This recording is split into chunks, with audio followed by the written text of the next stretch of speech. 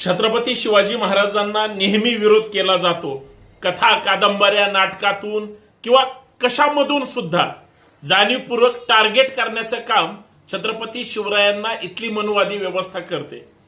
छत्रपती शिवाजी महाराजांचा राजश्री छत्रपती शाहूजी महाराजांनी ज्यावेळेस पुण्यामध्ये भांबुर्डा अर्थात शिवाजीनगर गावठाणमध्ये पुतळा बसवायचा त्या ठिकाणी नियोजन केलं होतं आणि 1917 साली पुतळ्याचं काम सुरू केलं आणि 1928 साली ते काम पूर्ण झालं.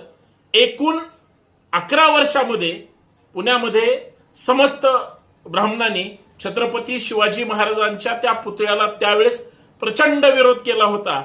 विरोध सतत वाढत चालला होता. मला सांगा की छत्रपती शिवाजी महाराज जर सगळ्यांचं दैवत असेल तर मग विरोध का केला गेला, का त्या ठिकाणी निषेध झाली याचा विचार केला पाहिजे.